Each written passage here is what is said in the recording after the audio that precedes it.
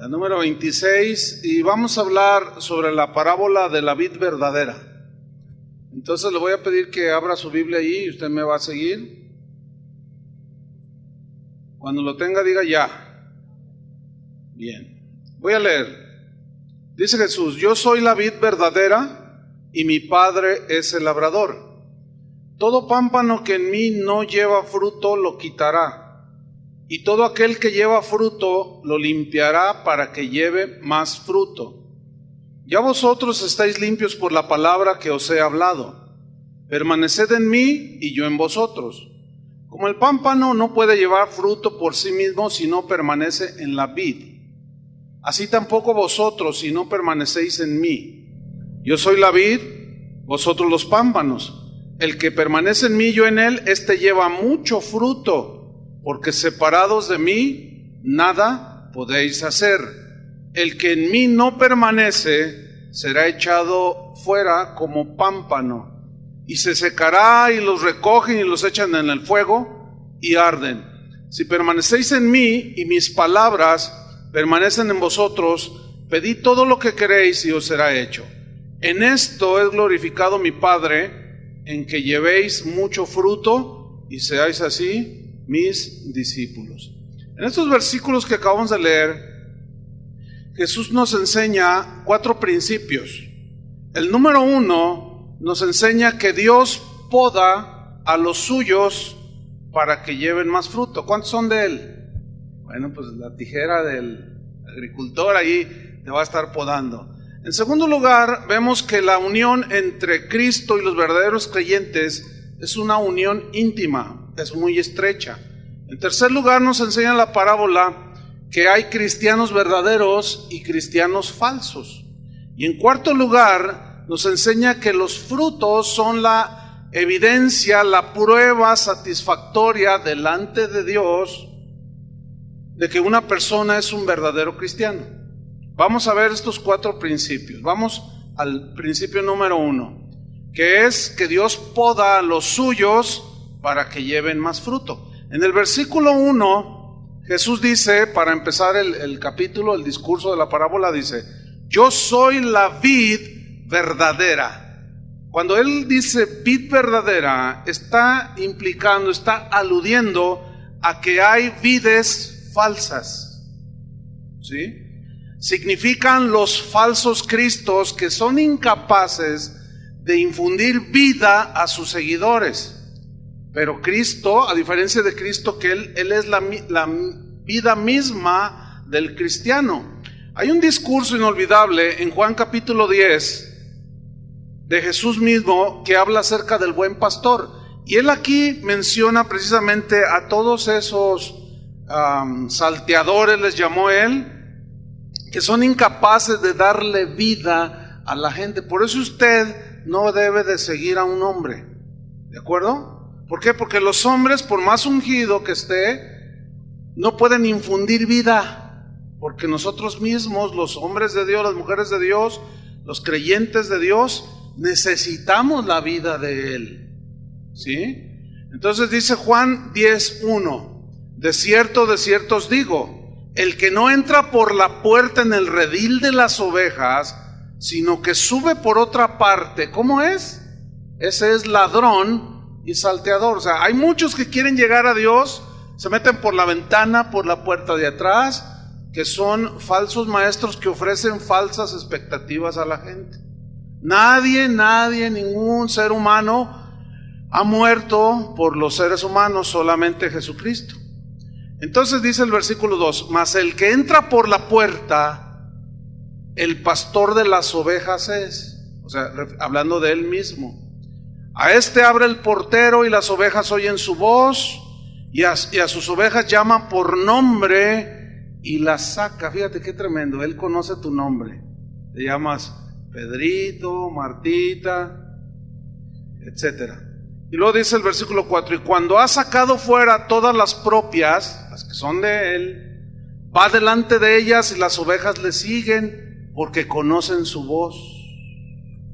Esta es una característica de los hijos de Dios, que conocen la voz de Jesús, del buen pastor. Versículo 5: mas al extraño no seguirán, sino huirán de él, porque no conocen la voz de los extraños.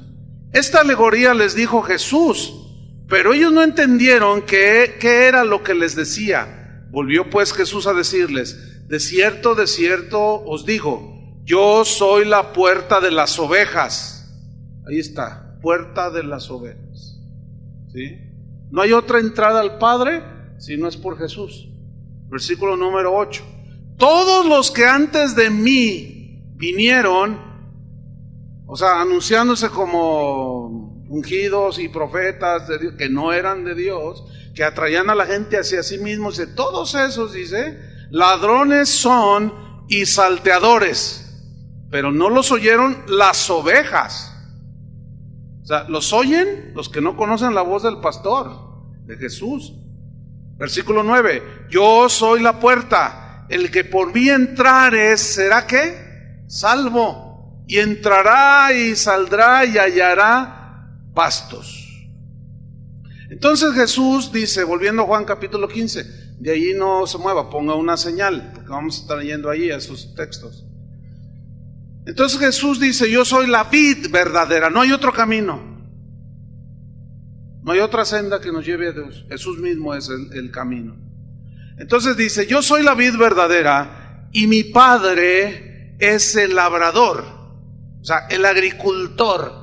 Y ese agricultor que es el Padre, sin duda cuida de su viña. Él es el que cuida de su viña. Y sin duda cuida bien su viña, su terreno. Dios cuida entonces su viña. Su viña Él quiere que la viña produzca fruto. Y para que produzca fruto, tiene que hacer un cuidado y una poda para que el fruto sea más abundante y de mayor calidad. Vamos a Juan 15:2. Aquí comienza a hablar del cuidado que tiene el Padre de su vid. Aquí Jesús es la vid. Y luego nos dice quiénes son las ramas, que somos nosotros. Dice el versículo 2: todo pámpano o rama que en mí no lleva fruto, lo quitará. Y todo aquel que lleva fruto, lo dejará. Pero no solo lo dejará, sino lo limpiará. ¿Cuál es el propósito de esa limpieza? Para que lleve más fruto. Lo dice el versículo 3. Ya vosotros estáis limpios por la palabra que os he hablado. Fíjense que en la Palestina de los tiempos de Jesús, cuando alguien plantaba una viña, la dejaba 3 años, esto está muy interesante, la dejaba 3 años sin que produjera las uvas. Es decir, que el viñador se encargaba de ir podando y quitando el crecimiento de ciertas ramas para que no diera fruto. Pero después al 4.º año ya estaba tan sólida las ramas que empezaba a dar los renuevos, ¿sí? Para que pudiera dar abundante fruto. Y esto era al 4.º año de que plantaban la vid. Y esto nos enseña que hay algo muy interesante. Ustedes recuerdan que Jesús estuvo 3 años con sus discípulos, ¿se acuerdan? En esos 3 años fue un tiempo de enseñanza, de estarles, no podían ellos todavía dar fruto. El fruto lo dieron después de que Jesús muere, resucita y asciende al Padre. Ellos comienzan a dar fruto. Fíjese qué interesante. Es decir, que si vemos este principio, podemos entonces establecer que todo aquel que nace de Dios debe de empezar a dar fruto mínimo al 4.º año. Ahí es cuando debe de empezar a tirar unas uvitas por aquí y otras por acá. A lo mejor todavía no unos racimos así impresionantes, pero ya empieza a dar fruto comestible, de sabor dulce, sus ramas empiezan a ser sólidas, etcétera, etcétera. Entonces, el Padre cuida su viña y Él desea ver fruto en nuestras vidas. Ese es el propósito de la enseñanza de esta parábola. En Efesios 2:10, Pablo habla precisamente de este fruto y dice Pablo, porque somos hechura suya, o sea, somos hechura de Dios, creados en Cristo Jesús para buenas obras. ¿Para qué? Fíjate, fuimos creados para hacer buenas obras o dar buenos frutos, las cuales buenas obras o buenos frutos Dios preparó, planeó anticipadamente, Dios preparó de antemano. ¿Para qué? Para que anduviésemos en ellas. En ellas son las buenas obras. En ellas son los frutos que nosotros, usted y yo, debemos de dar. Por otra parte, el fruto de la salvación son las buenas obras. Ese es el fruto de la salvación. En Santiago 2:17, cuando menos escúchenme ya que se fue la luz. Santiago 2:17 dice así: así también la fe, si no tiene obras, ¿cómo es esa fe? Muerta. Entonces, la evidencia contundente de un verdadero cristiano son los frutos, las obras, ¿sí? Pero sabemos que las obras no salvan a una persona, sino que las obras son la muestra, la demostración, los frutos son la demostración de que esa persona tiene la fe genuina, la fe que salva. ¿Me estoy explicando? Es decir, Jesús compara a sus discípulos con las ramas. Dice, yo soy la vid, ustedes son las ramas. ¿Dónde es donde brota el fruto? ¿En el tronco o en las ramas? En las ramas. Entonces ahí está hablando que todo verdadero cristiano debe de dar en su debido tiempo frutos dignos de arrepentimiento, frutos dignos de un hijo de Dios. Ahora, el viñador cuida su viña y la poda. La viña necesita, o la vid necesita ser podada para llevar más y mejor fruto. Ese es el propósito. Por otro lado, no existe bíblicamente un verdadero cristiano que no dé fruto. Es decir, el verdadero cristiano, como es el terreno de Dios, sí o sí da fruto. Todos debemos de llevar frutos. Algunos dan más fruto que otros, pero a fin de cuentas, la calidad del fruto, esa es la que cuenta. Ustedes pueden observar, por ejemplo, un sembradío de manzanos. Todos son de la misma calidad. Hay árboles de manzanos que dan muchas manzanas. ¿Sí han visto esa escena en el campo? Hay otros que dan menos, pero el fruto es de la misma calidad. Jesús, en la parábola del sembrador, él habló precisamente de este fruto, de la cantidad de fruto, y él dijo, no lo busque, Mateo 13:8 dice, pero parte de la semilla cayó en buena tierra, dice, y dio fruto, cual a 100, cual a 60 y cual a 30 por uno. Entonces vemos diferente cantidad de fruto. Hay quienes dan mucho fruto al 100%, su vida es muy productiva, su vida es de mucha influencia. Otros dan al 60%, pero al fin es buen fruto. Y otros dan al 30%, pero al fin y al cabo es buen fruto. Así como el viñador poda las ramas de una vid para que dé más fruto, de esa misma manera, esta es la enseñanza de la parábola, Dios nos poda para que llevemos más fruto. La poda simboliza la limpieza que Dios hace en nuestras vidas de aquello que nos estorba para que demos más fruto. Nada más que la poda tiene que ser con inteligencia, con sabiduría, y qué mejor que el agricultor, en este caso es Dios, que sabe qué es lo que no nos conviene tener, sabe qué ramas son las que tiene él que cortar, que podar, el asunto es que la poda, podemos decir, como es un sinónimo de las pruebas, es un sinónimo de las aflicciones, son las circunstancias que Dios permite a nuestro alrededor que nos afligen. Pero lleva el propósito de formarnos.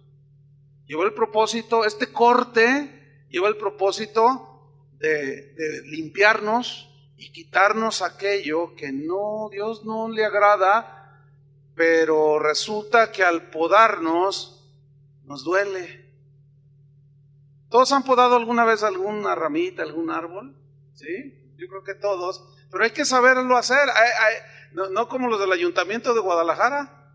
Esos podan y dejan a los árboles tan mal que ya no se recuperan y se mueren los pobres árboles.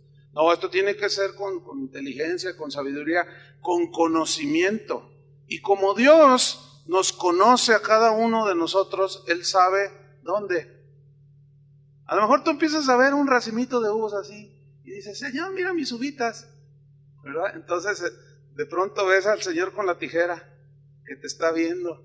Entonces, mira, aquí está un frutito. Ah, sí, yo quiero que lleve más fruto. ¿De veras, Señor? Pues aquí está esto. ¡Ay! Y luego de pronto por acá. Y parece como que, mira cómo me dejaste. Pero Dios, como es todo sabiduría, todo sabio, Él sabe cómo cortar. ¿Entienden? Él sabe cómo limpiar. Él sabe cómo hacer el corte, dónde, cuándo. Los árboles, ciertos árboles se podan en ciertas temporadas. Por ejemplo, ahorita es tiempo de poda para cuando llegue la primavera de algunos árboles, de algunas plantas. Pero como tenemos garantizada la sabiduría de Dios, Él sabe cuándo trata con nosotros. Él sabe cómo podar. Entonces esa poda es el procedimiento por el cual nos limpia, pero el propósito es, noten, para hacernos más fructíferos. ¿Se acuerdan de Pedro cuando negó a Jesús? Esa fue una poda que él hizo, porque Pedro tenía un carácter así de muy autosuficiente, de muy confiado en sí mismo. Jesús les dice, ustedes se van a ir, me van a dejar, yo maestro, yo nunca te dejaré. O sea, él está confiando en él mismo.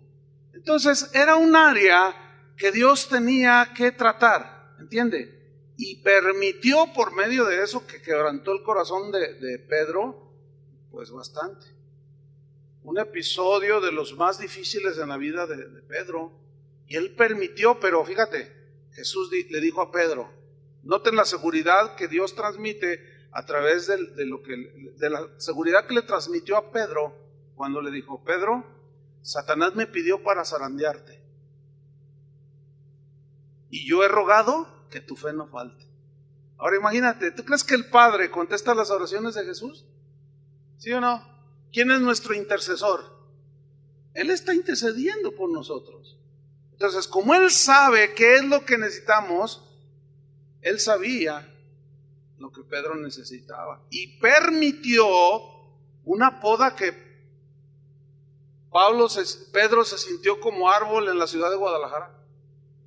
Pensó como que ya no tenía remedio, como que todo se había acabado, pero no. Resulta que Jesús permitió eso para tratar con su vida. ¿Se acuerdan de Jonás? Aquel que se lo tragó dicen que la ballena, yo digo que es un charal gigante. Bueno, ese Jonás había recibido el llamado de Dios, y todo el que es hijo de Dios debe obedecer a Dios. Es un principio muy elemental. ¿Están de acuerdo con él? Pues aunque no estén, porque sí o sí estamos diseñados para obedecer. Pero ¿qué sucede cuando no lo hacemos? Dios trata con nosotros. ¿Qué le dijo Dios a Jonás? Ve y predica a Nínive, aquella gran ciudad, diles que si no se arrepienten los voy a desaparecer del mapa. Y dice la Biblia que claramente Jonás no quiso ir, no quiso, así de plano dijo, no voy. Y dice que pagó el pasaje de un barco y se fue queriendo huir de la presencia de Dios. Pero según él, huyendo, y 2, 3 Jonases andan por ahí, ahorita están huyendo, al rato van a estar en el vientre del pez, del charal gigante.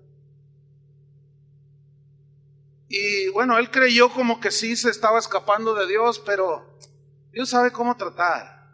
Y dice que levantó, ¿qué? Una tempestad, de tal manera que la barca se hundía. Y él sabía que él era el problema. Y le dijo al capitán del barco: yo soy el problema, tírenme al mar y esto se aquieta. Y no le hicieron caso. Y cuando ya vieron que de plano estaba hundiendo, dijeron: bueno, por si las moscas. Y lo agarraron, lo tiraron y se aquietó todo. Y se salvaron aquellos. Pero dice que Jehová tenía preparado un gran pez que tragase a Jonás. Entonces él cae al mar, pero llega este pez y lo traga. Dios siguió tratando con su profeta.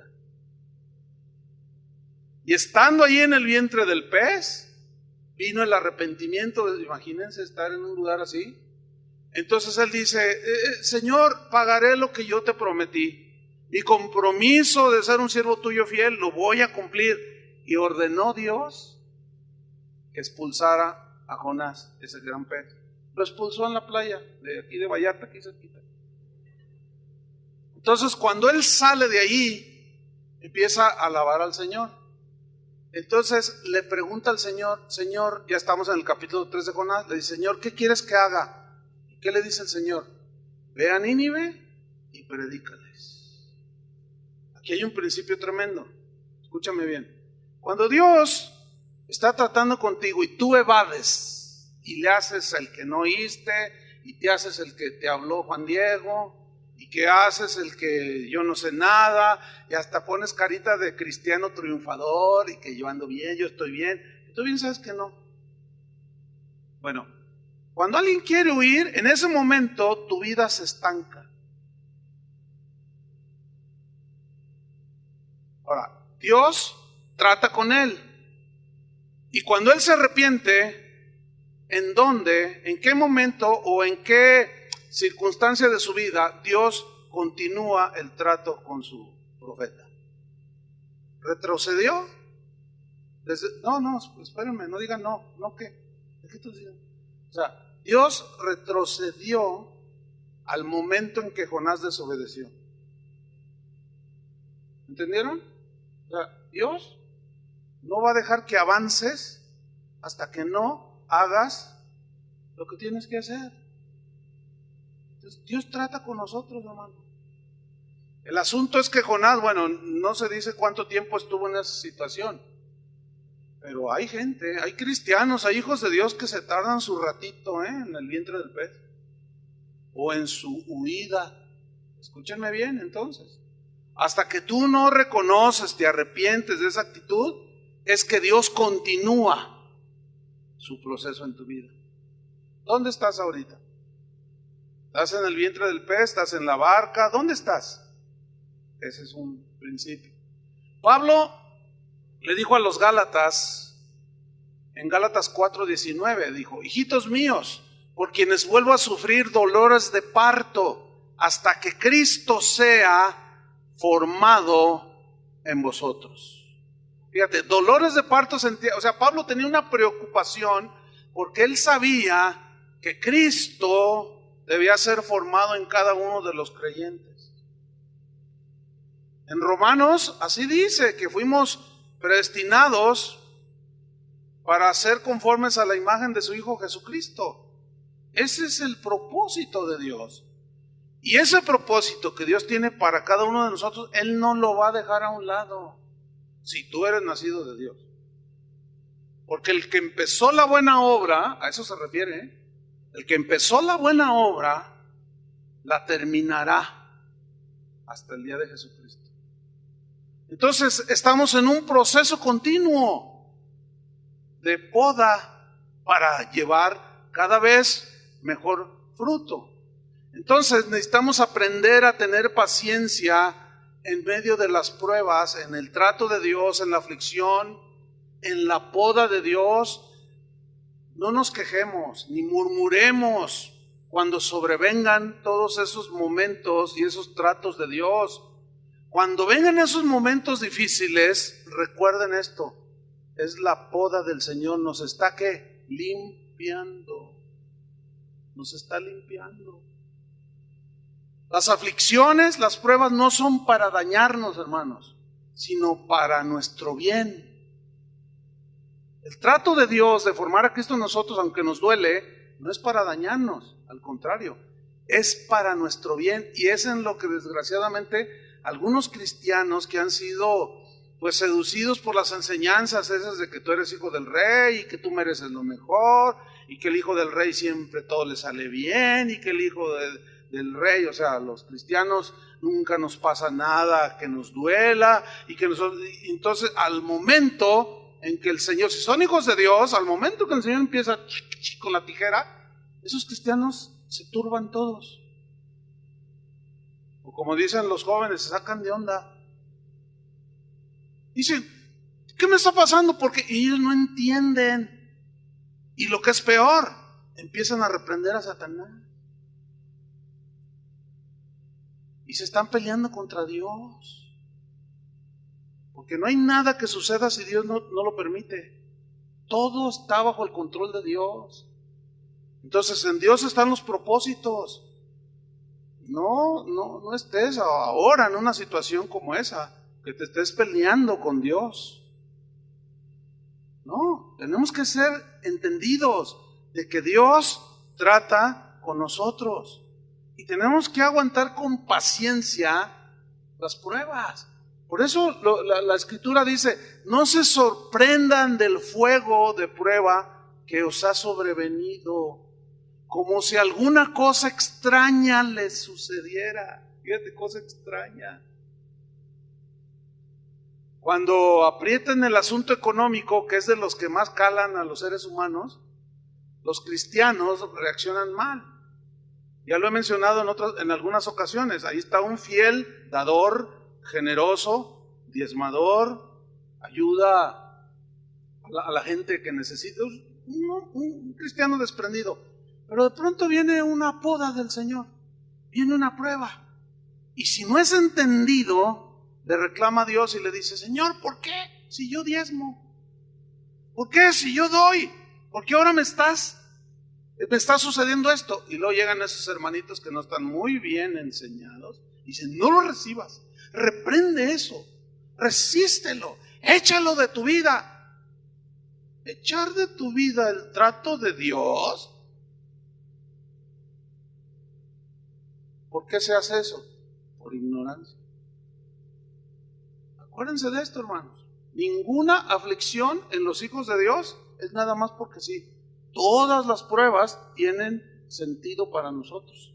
En Hebreos 12, versículo 2, son escrituras citadas de continuo y allí nos lo dice. Hebreos 12, 2.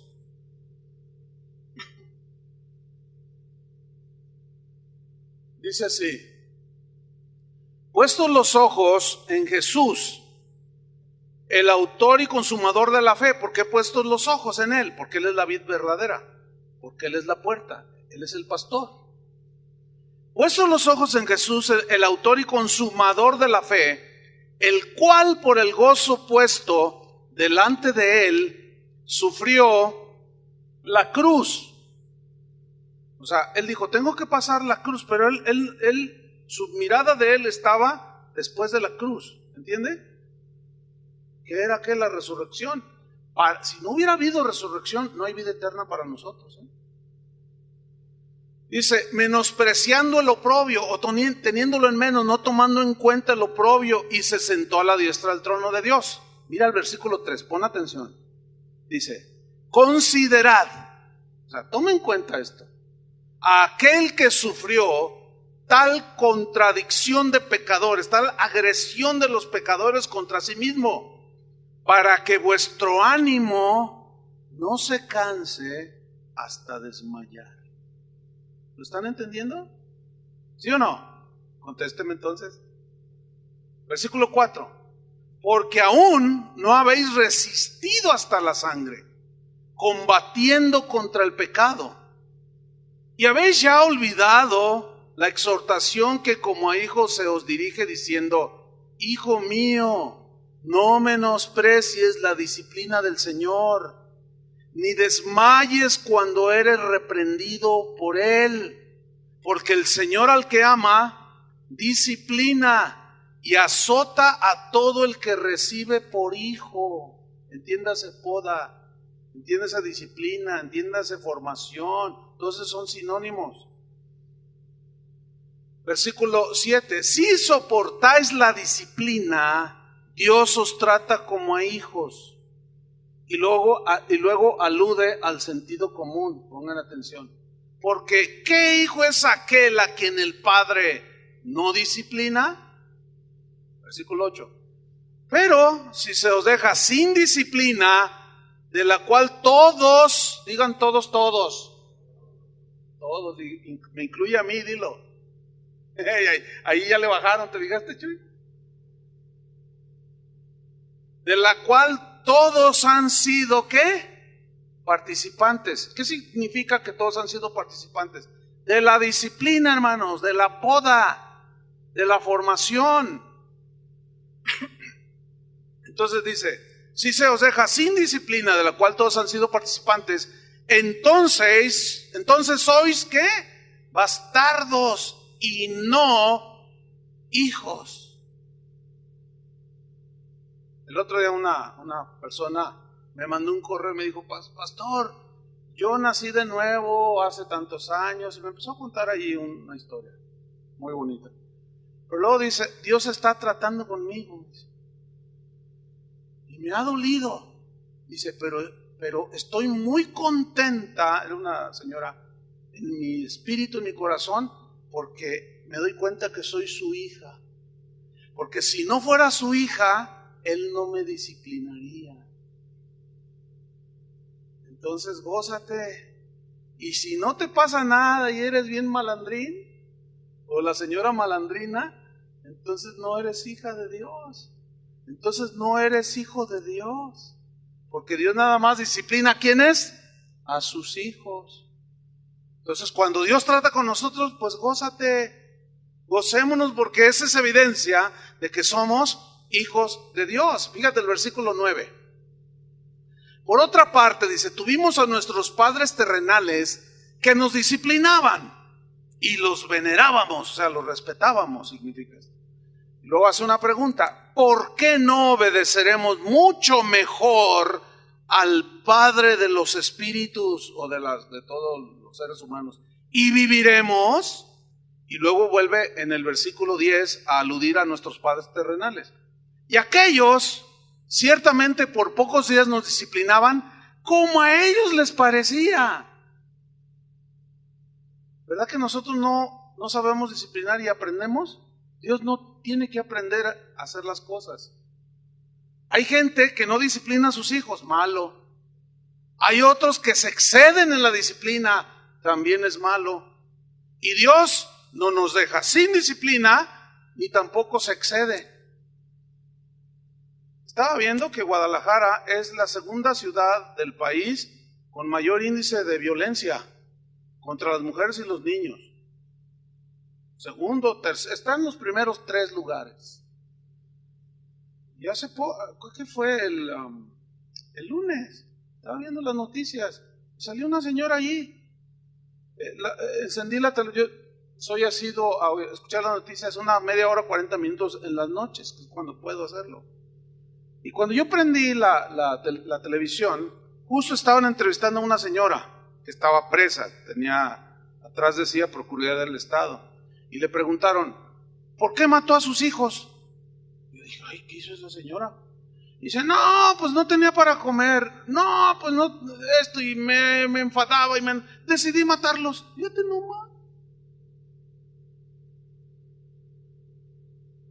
¿Será esa la disciplina que Dios tiene? No, de ninguna manera. Entonces dice aquí, nuestros padres nos disciplinaban como a ellos les parecía. Pero luego dice en el versículo 10, pero o sea, Dios, nos disciplina, ¿para qué? para lo que nos es provechoso, para que no se duerman en la predicación. No se duerman, acuérdense que son los de acá. Pero nos disciplina para lo que nos es provechoso. ¿Para qué? Dice ahí en el versículo 10. Para que participemos ¿de qué? De su santidad. ¿Ven? Versículo 11. Es verdad, me gusta esto, que ninguna disciplina al presente parece ser causa de gozo, no, sino de tristeza. Pero después ¿qué? Después da ¿qué? Fruto apacible de justicia a los que en la disciplina han sido ejercitados. Y Pedro dice en una de sus cartas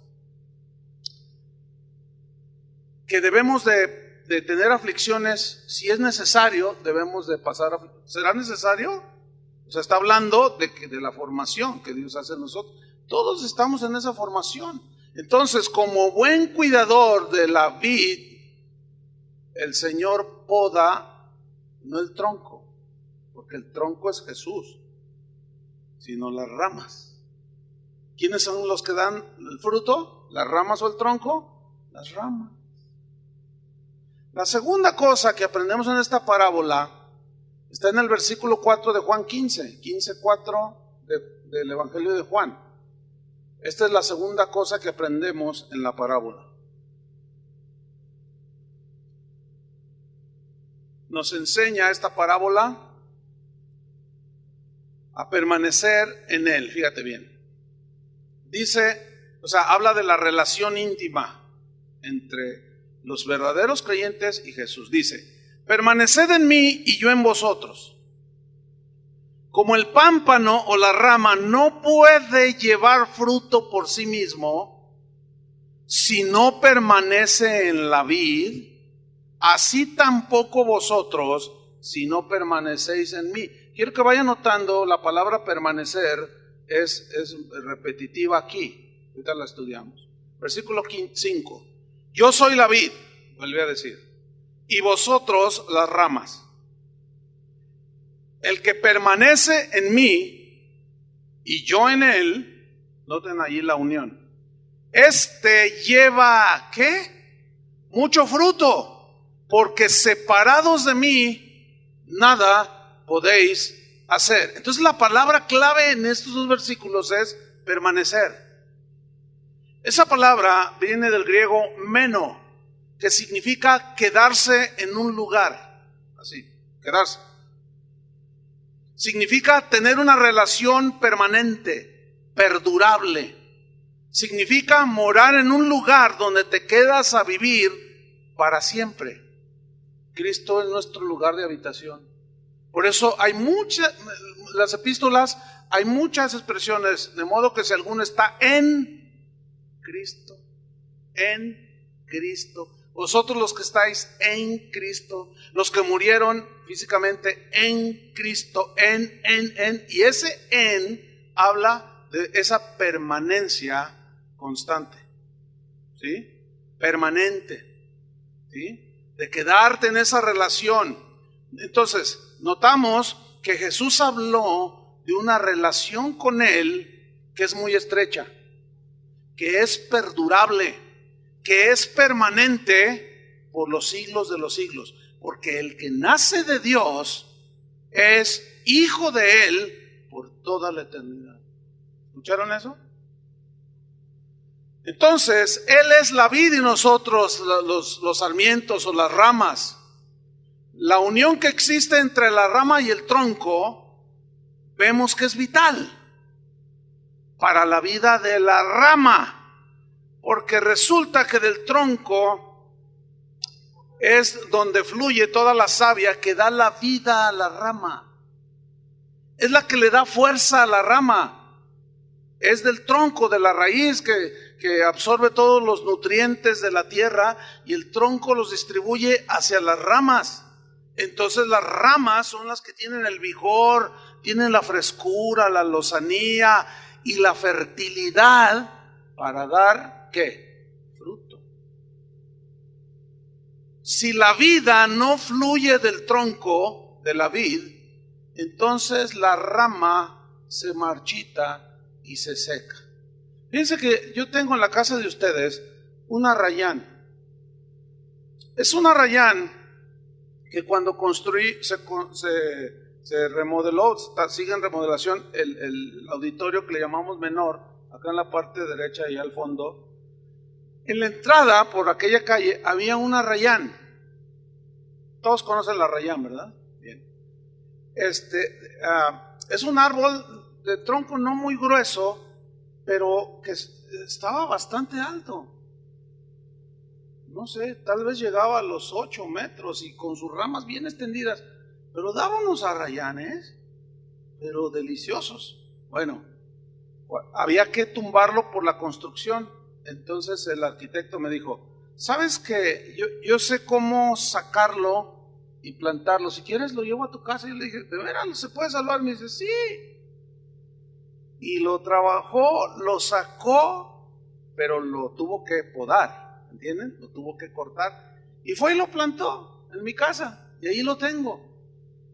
Y empezó a brotar. Pero quedó un tronco como de unos 2.20 de estatura, tal vez 2.40, pero así en forma de Y, 2 ramas. Y empezaron a salir, o sea, nada más eran los troncos. Y le pusimos composta y abono y todo, y lo empezamos a regar y todo. Y pasaron unos meses, yo dije, no, ya se murió. Pero no, empecé a ver los retoñitos, las hojitas, y empezaron a salir. Y hasta dio arrayanes. Todavía no con la calidad que tenía antes de que fuera cortado, pero el arrayán está vivo. Pero la rama que sale del tronco grueso, esa rama dio también tiró sus ramas y también dio arrayanes. Pero algo pasó. No sé qué pasó, y esa parte del árbol está seco. Y todo lo demás bien verde, ya está creció y las ramas ya andan por ahí. Pero esta parte está seco, se secó.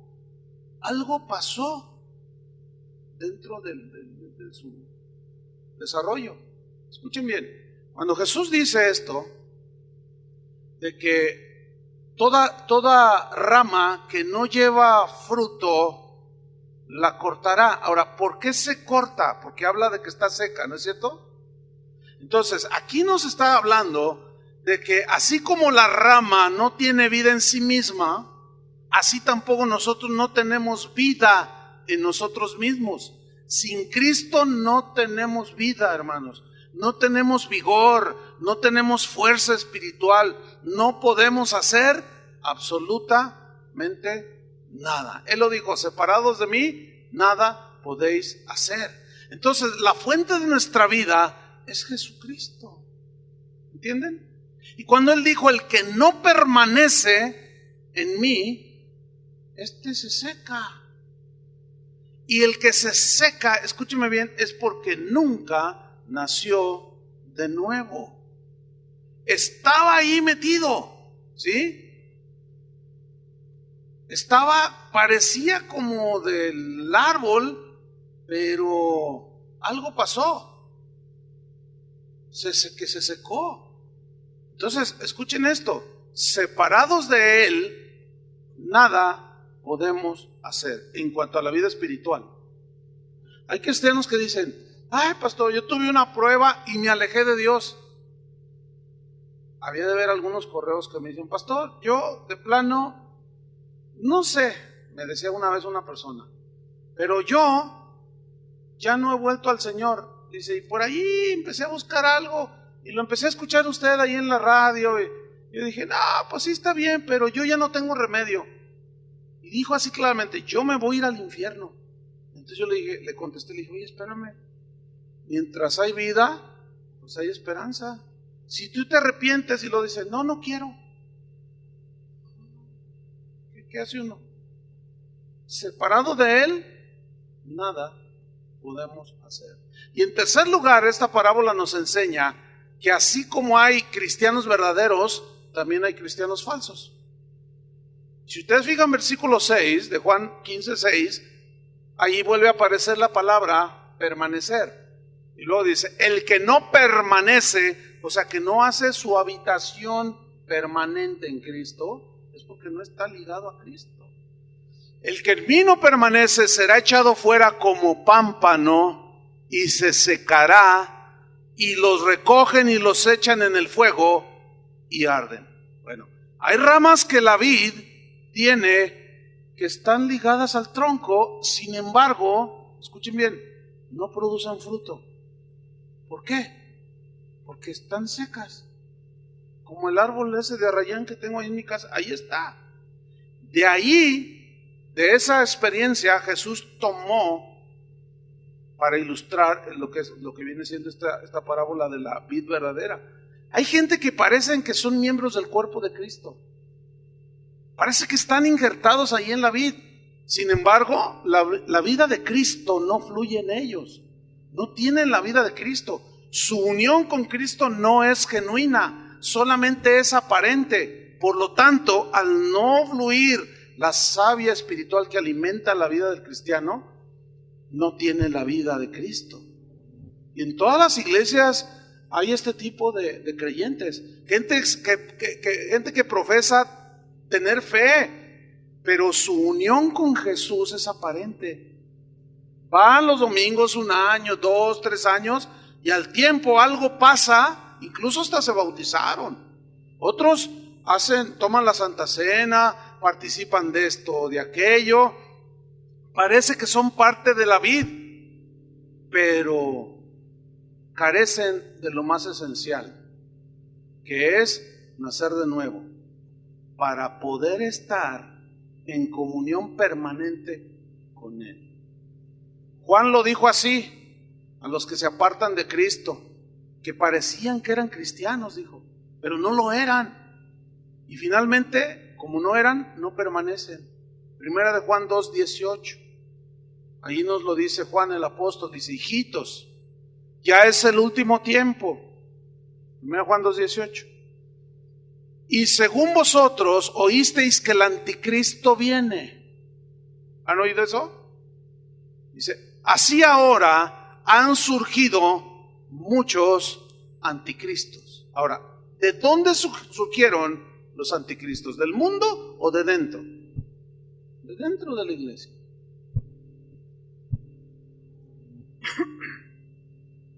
Han surgido muchos anticristos, por esto conocemos que es el último tiempo. Miren el versículo 19. Salieron de nosotros, o sea, parecía que eran de los nuestros, de los nacidos de Dios.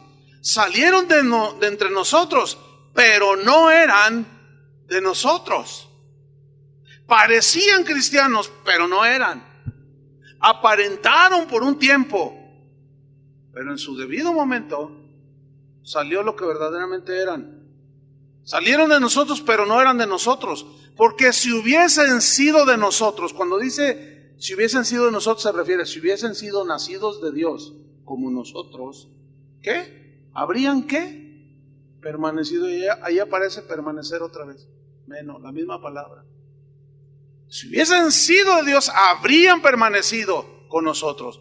Pero salieron, o sea, se manifestaron y salieron para que se manifieste, para que sea evidente que no todos son de nosotros. Hay un dicho que dice, caras vemos, corazones no sabemos. Pero Jesús dijo, por sus frutos los conoceréis. Inclusive algunos pueden aparentar frutos. Judas, ese andaba con los 12. Ese oró por los enfermos y se sanaban. Expulsaban demonios. Parecía como que era de la misma cepa, de la misma naturaleza que Pedro, que Juan, que Andrés, pero no era. Y a fin de cuentas se reveló lo que él realmente era. En el inolvidable sermón de la montaña Jesús lo advirtió así, de Mateo 7, no lo busquen, es conocido esto. Jesús dijo: guardaos de los falsos profetas, que vienen a vosotros con vestido de oveja, pero por dentro son lobos rapaces. Por sus frutos los conoceréis. Luego pregunta, aludiendo al sentido común, de nuevo, y dice Jesús: ¿acaso se recogen uvas de los espinos? La respuesta obvia es no. ¿O higos de los abrojos? La respuesta es no. Así, todo buen árbol, buen árbol tipifica aquí al cristiano nacido de Dios, que está injertado en la vid. Así todo buen árbol da frutos buenos, pero el árbol malo da frutos malos, porque los da conforme a su naturaleza. El arrayán no da manzanas, da arrayanes, el que tengo en mi casa. No puede el buen árbol dar malos frutos. Miren esa frase, no puede, porque su naturaleza es dar buen fruto. Y el buen árbol tipifica al cristiano, que está unido en permanente relación con Cristo. No puede entonces el buen árbol dar malos frutos, ni el árbol malo no puede dar frutos buenos. Todo árbol que no da buen fruto es cortado y echado en el fuego. Así que por sus frutos los conoceréis. Y luego continúa el versículo 21. No todo el que me dice Señor, Señor entrará en el reino de los cielos, sino el que hace la voluntad de mi Padre que está en los cielos. Muchos me dirán aquel día: Señor, Señor, ¿no profetizamos en tu nombre? Ven, prácticas que hacemos los cristianos. ¿No profetizamos en tu nombre? ¿Y en tu nombre echamos fuera demonios? Eso es algo que los cristianos, que los creyentes hacemos, ¿sí o no? Los que creen, claro, hay unos que no creen. Y en tu nombre, fíjense, creyentes incrédulos, qué extraño está eso, ¿no? Y en tu nombre echamos fuera demonios, y en tu nombre hicimos muchos milagros, y entonces les declararé: nunca los conocí, apártense de mí, hacedores de maldad. ¿Por qué hacedores de maldad? Nunca entraron por la puerta. Parecían de nosotros, pero no eran de nosotros. Participaron de la vida espiritual, a eso refiere Hebreos, dice que gustaron del don celestial, como los 10 leprosos. Todos gustaron del pan de los hijos, que es sanidad, pero nada más uno se salvó. Y los otros 10 en aquel día van a decir: yo fui uno de los 10 que sanaste. Sí, pero nunca naciste de nuevo. No te conozco. Pero yo mismo soy la prueba de un milagro tuyo. Sí, porque Dios es misericordioso, pero eso no implica, cuando Dios hace el milagro en alguien, no implica que ese alguien es hijo de Dios. ¿Entendieron? Y tampoco implica que el que oró por él y Dios hizo la obra, tampoco implica que forzosamente el que oró es hijo de Dios. Alguien me preguntó: pastor, ya estoy dudando de mi salvación. Bueno, qué bueno. Si dudas, hay que analizarte. Pablo le dijo a los corintios: examinaos si estáis en la fe. Eso significa.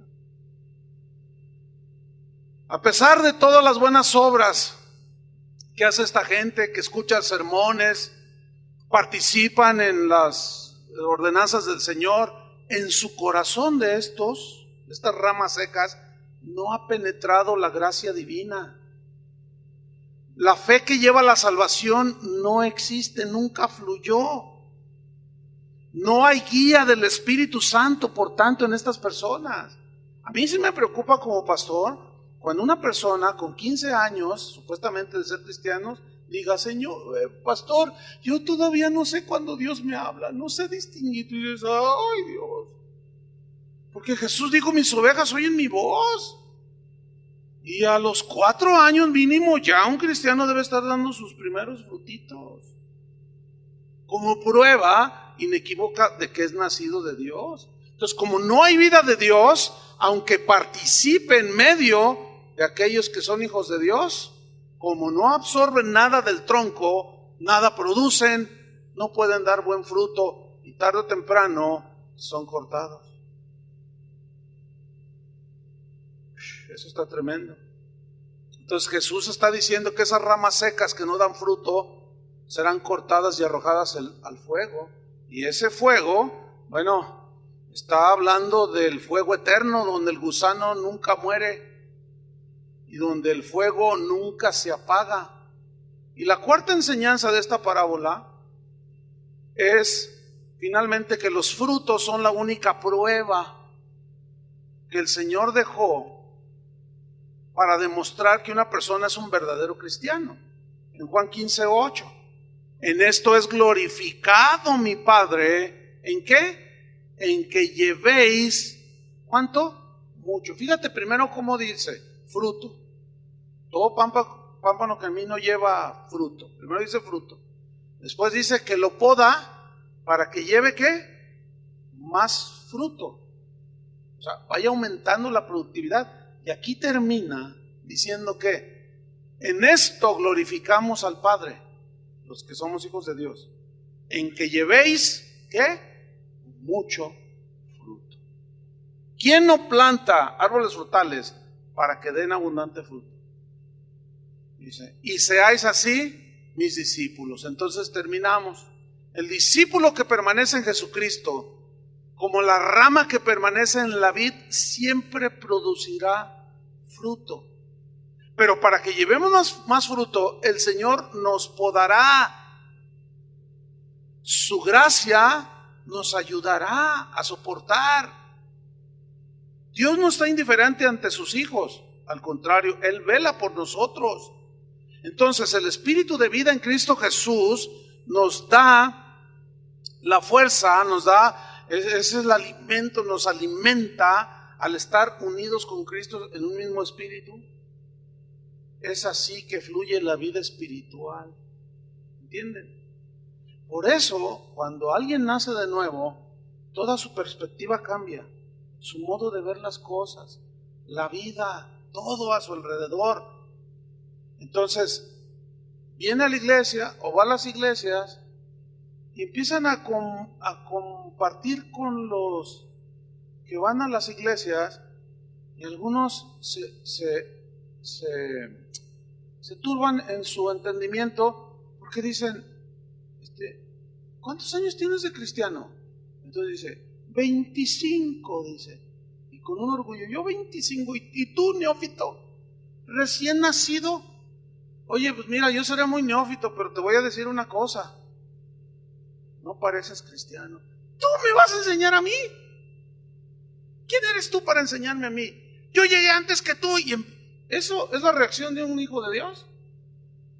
Estar con un odio constante, y con recuerdos así de que me hizo, y pasa un año, 2, 5, 10, 20, 25 y sigue igual. ¿Será ese fruto de Dios? No, pues esto lleva el propósito de que nos analicemos cada uno y veamos si estamos en la vida verdadera. Somos ramas secas que tarde o temprano vendrá el viñador, el que la cuida, y la cortará. Oremos. Señor, te damos gracias porque tus enseñanzas, Señor, nos alimentan, nos confrontan, y sí, a veces nos puede ser que algunos se preocupen, pero este es el propósito de tu enseñanza, Señor. Confrontar, redarguir, corregir, porque lleva el propósito de que no nos engañemos a nosotros mismos. Señor, muéstranos a cada uno si estamos en la fe,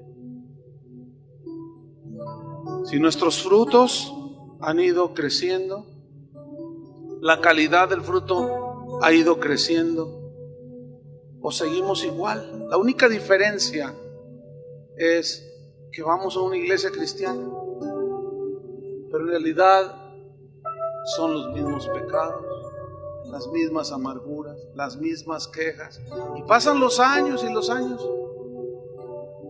y muchos se acostumbran a venir a la iglesia, muchos cantan los cantos de los cristianos, Pero eso no implica que son tus hijos. Señor, ten misericordia de nosotros. Mientras hay vida, Señor, hay esperanza. Y si tú hablaste esta parábola, era para que los que estaban escuchando analizaran su vida y dijeran: yo no estoy injertado. Puedo estar allí, parezco una rama, pero no doy fruto. Señor, te damos gracias. Los que han permanecido, pasan los años, pasan las pruebas, vienen los momentos difíciles, lloran, se entristecen, pero permanecen y aprenden y te conocen cada día más. Esa es la prueba irrefutable de que tenemos la verdadera fe. La fe que tú nos regalaste al haber creído en tu palabra, Señor. Gracias porque necesitamos ser podados. Y en tu sabiduría, Señor, tú nos podas. Tú sabes cómo hacerlo. Cortas aquí, cortas acá y nos limpias para que llevemos más fruto. Entendemos que hay algunos que son hijos tuyos, pero a veces la falta de comprender tu palabra nos lleva a tener actitudes negativas en contra tuya, Señor. Y comenzamos a discutir contigo, a pelear contigo. Pero no se nos olvide que al presente la disciplina, la poda, no parece ser causa de gozo, sino de tristeza porque nos duele. Pero después da fruto apacible de justicia. Después participamos de tu santidad, Señor. Te damos gracias, Señor. Oramos por aquellos que creyendo que son, no son. Revélate a ellos, Señor. Y dales ese regalo de la fe. Concédeles el arrepentimiento para que puedan dar frutos dignos de arrepentimiento. En el nombre de Jesús, Señor, nos encomendamos a ti. Queremos permanecer en Cristo hasta que tú vengas, Señor, y seamos transformados en un abrir y cerrar de ojos.